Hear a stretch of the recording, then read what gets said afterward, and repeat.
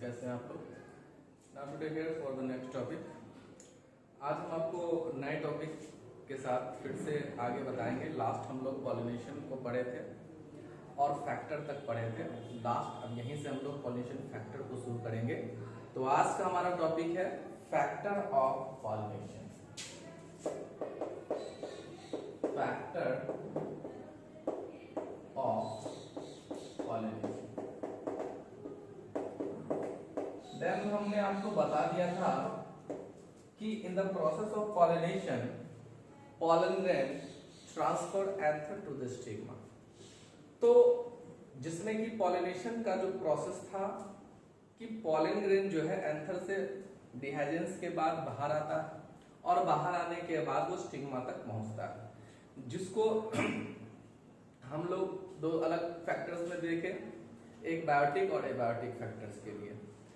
उससे पहले हमने आपको टाइप बताया था कि सेल्फ पॉलिनेशन और क्रॉस पॉलिनेशन। सेल्फ पॉलिनेशन में क्या था कि प्लांट एक ही था जहां की पॉलिनेशन हो रहा था ऑटोगैमी और जेनेटोगैमी के माध्यम से। दूसरा कैरेक्टर था क्रॉस पॉलिनेशन और जेनोगैमी, जिसमें कि प्लांट सीमित नहीं होता, यानी कि पॉलन ग्रेन का ट्रांसफर होना निश्चित है, यानी कि पॉलन ग्रेन ट्रांसफर होगा। तो यहाँ पे कंडीशंस बदल जाते हैं। कंडीशंस जब बदल जाएंगे तो प्रॉपर क्या उसका निकलेगा वो हम आपको बताते हैं। हमने आपको बताया था फैक्टर ऑफ पॉलिनेशन, ठीक है। तो यहाँ पे दो फैक्टर्स यहाँ पे जो है कि मोस्ट कॉमन फैक्टर्स हैं। एबायोटिक फैक्टर,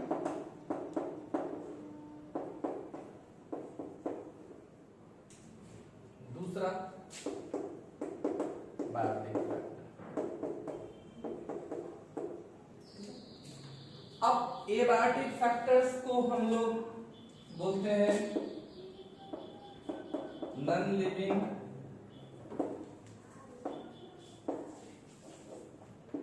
थिंग्स, जिसके अंतर्गत आएगा इसमें लिविंग। तो यहां पे कैरेक्टर्स क्या है, एक लिविंग का फैक्टर आएगा, दूसरे नॉन लिविंग का फैक्टर आएगा। तो यहाँ पे नॉन लिविंग में दो कैरेक्टर हम लोग देखते हैं। एक देखते हैं जैसे कि बाय एयर, ठीक है, इट मींस कि पॉलिनेशन थ्रू द एयर, इसमें एयर मीडियम बनेगा। बाय वाटर, ठीक है, पॉलन का ट्रांसफर वाटर के थ्रू होगा। इसमें भी कई फैक्टर्स बन जाते हैं, जैसे कि बाय इंसेक्ट्स,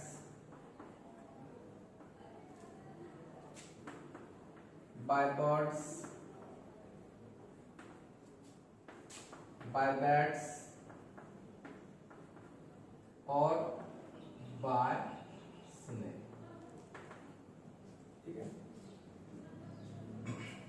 कुछ बच्चों का क्वेश्चन था आपके फ्रेंड सर्कल में, तो उन्होंने हमसे पूछा कि क्या सर फैक्टर पॉलिनेशंस जो है वो सिर्फ सेल्फ पॉलिनेशन पे, क्रॉस पॉलिनेशन पे लागू होगा या सेल्फ पॉलिनेशन दोनों पे?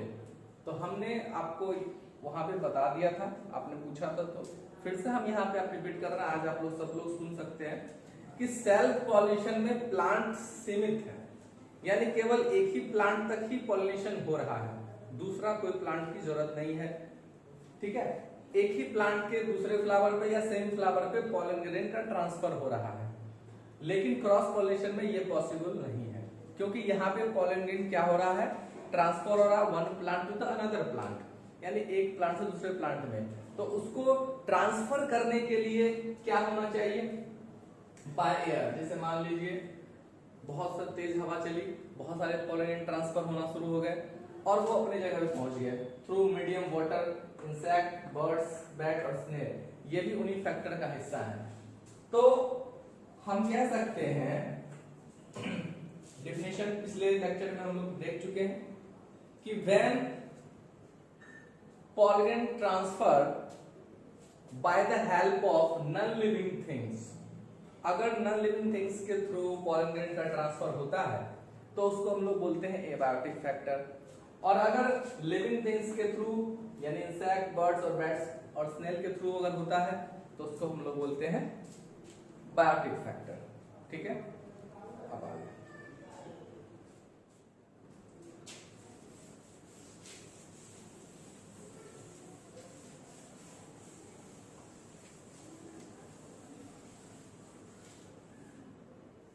यहां पे इसको हम ऐसे भी इंडिकेट कर सकते हैं, एबायोटिक फैक्टर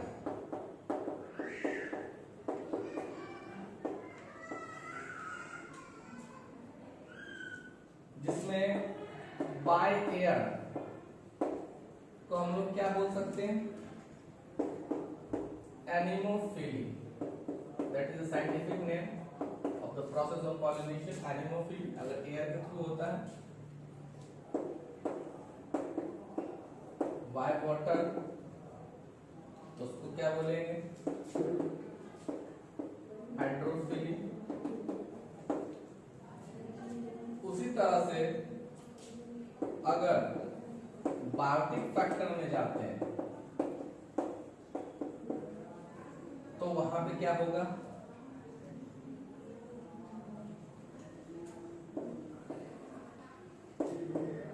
बाय इंसेक्ट्स,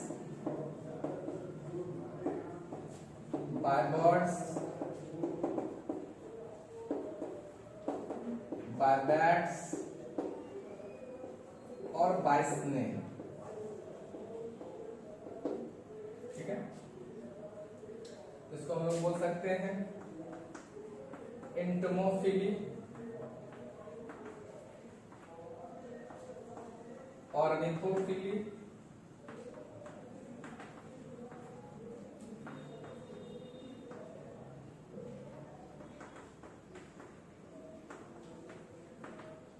फिली, मेल्कोफिली।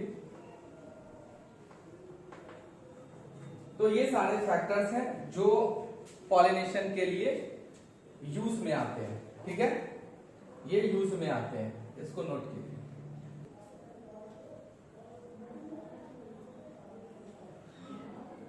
अब इसमें हम लोग इसका डेफिनेशन करेंगे। एक हम आपको यहां पे बताते हैं, जैसे हम लोग ले लेते हैं बाय एयर, एनिमोफिली। इसमें क्या होगा कि पॉलन का ट्रांसफर जब एयर के थ्रू होगा, by the help of air, तो लिख सकते हैं when pollen grain transferred by the help of air, this process is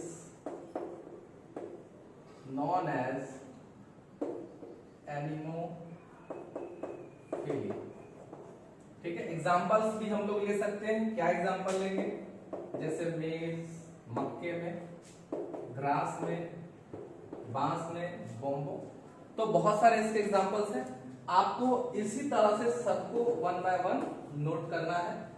ठीक है, एक हमने आपको बता दिया कि व्हेन पॉलिनेशन, नेक्स्ट क्या लिखेंगे, when pollination transfer by the help of water तो हाइड्रोफिली, फिर इंसेक्ट के थ्रू होगा तो एंटोमोफिली, बर्ड्स के थ्रू होगा तो ऑर्निथोफिली, बैट के थ्रू होगा तो कैरियोपेटेरोफिली, स्नेल के थ्रू होगा तो मेल्कोफिली। इस तरीके से आपको सारे को वन बाय वन नोट कर लेना है। ठीक है, तो नोट कर लीजिए और फिर हम लोग नेक्स्ट टॉपिक में देखते हैं अब क्या करना है। इसके बाद हम लोग आगे देखेंगे कि पॉलिनेशंस के फैक्टर के बाद pollen crystal interaction.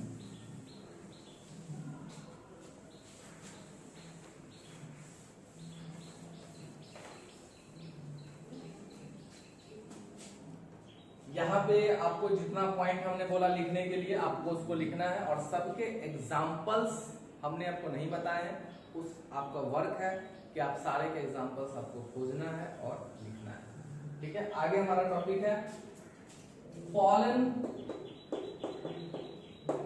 Pistil interaction.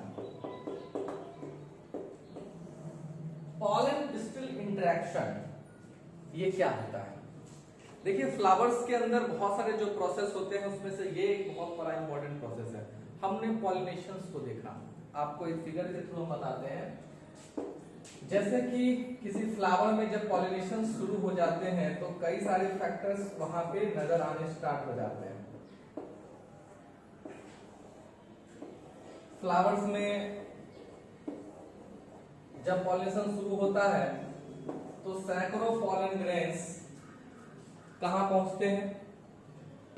Stigma के ऊपर आना शुरू होता है। सारे पॉलन ग्रेन्स स्टिग्मा के ऊपर आना शुरू होता है और उसका फैक्टर ऑफ पॉलिनेशन हमने बता दिया। बाय एयर आ सकता है, बाय वाटर आ सकता है, बाय इंसेक्ट आ सकता है। तो ये फैक्टर्स हो गए जिसके थ्रू आएगा।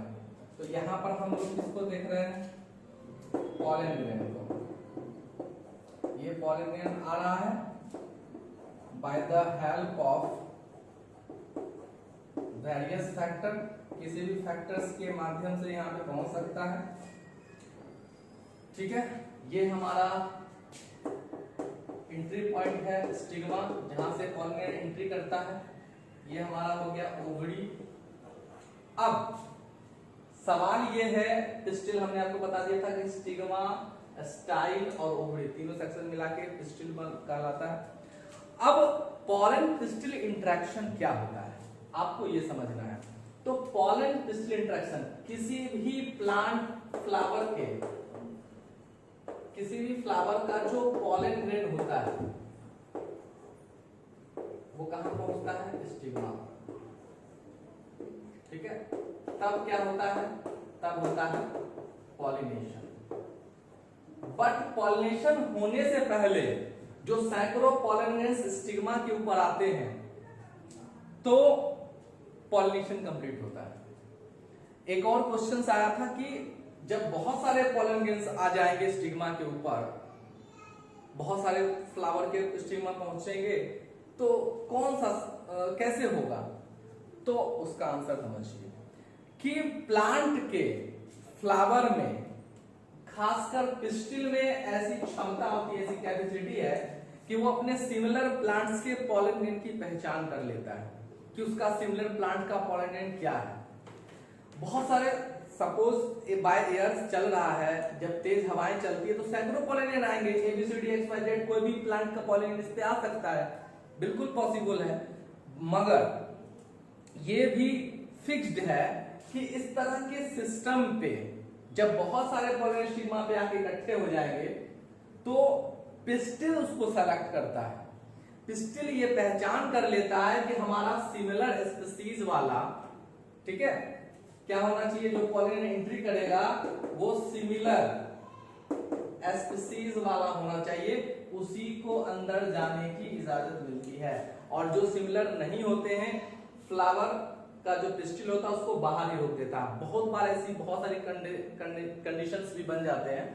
अब बहुत सारे पॉलन पहले ही अनदर स्पीसीज के आके स्टिग्मा पे जाम कर दिया, तो जो बाद में अगर सिमिलर वाला आ भी गया तो उसको एंट्री पॉइंट नहीं मिलेगा, तो पॉलिनेशन वहां पर नहीं भी हो सकता है। ऐसे कंडीशन में बहुत सारे फ्लावर के पॉलिनेशन रुक भी जाते हैं, बट मैक्सिमम फ्लावर पॉलिनेशन कर ही लेते हैं, ये भी कंडीशन है। तो ये जो प्रोसेस होता है, इस पूरे प्रोसेस को ही हम लोग कहते हैं पॉलन पिस्टिल इंटरेक्शन। क्या कहते हैं? पॉलन पिस्टिल इंटरेक्शन कहते हैं। आगे देखिए,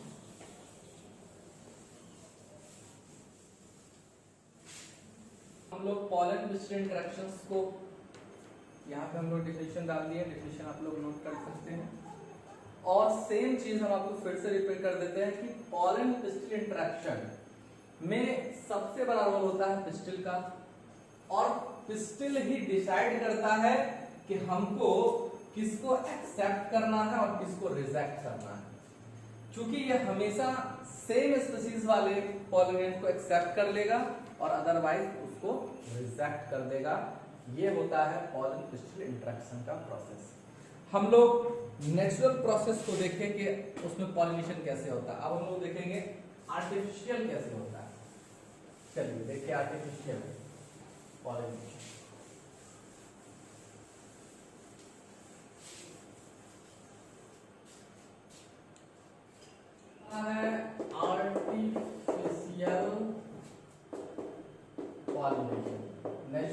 देखिए आर्टिफिशियल। तो नेचुरल पॉल्यूशन में क्या हो रहा है, इजीली आराम से by the help bird air insect के थ्रू पॉलिनेशन का पॉलिनेट का ट्रांसफर हो रहा है, जिससे पॉल्यूशन हो रहा है। इसमें क्या होता है, तो हम इसमें कह सकते हैं, डिफाइन कर सकते हैं कि when pollen grain transfer from anther to the stigma by the help of artificial method, this conditions is known as artificial pollination। तो ये कंडीशन जो है जहां पे पॉलिनेशन तो हो रहा है, लेकिन कैसे हो रहा है, आर्टिफिशियल मेथड से। तो यहाँ पे आर्टिफिशियल मेथड क्या है, यहाँ पे पॉलिनेशन के दो आर्टिफिशियल मेथड आते हैं। एक को हम लोग बोलते हैं इमेस्कुलेशन, और दूसरे को हम लोग बोलते हैं बैगिंग टेक्निक। तो ये दो प्रोसेस हैं जो आर्टिफिशियल पॉलिनेशन को कंप्लीट कराने में हेल्प करते हैं। यहाँ पे हम लोग समझ लेते हैं कि पॉलिनेशन के इमेस्कुलेशन में क्या होता है और बैगिंग टेक्निक में क्या होता है। हम आपको बताते हैं कि दोनों के दोनों ही क्या है, आर्टिफिशियल प्रोसेस है पॉलिनेशन के, जिसके थ्रू हमारा पॉलिनेशन कंप्लीट होता है। नोट कर लीजिए।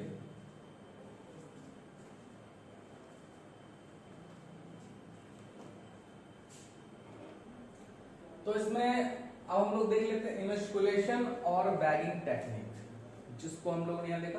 तो आर्टिफिशियल मेथड में क्या होता है, एक फिगर से हम आपको बताते हैं समझा के।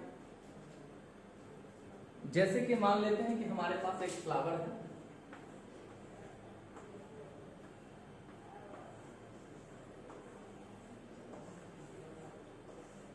और ये हमारा उसका एंथर है,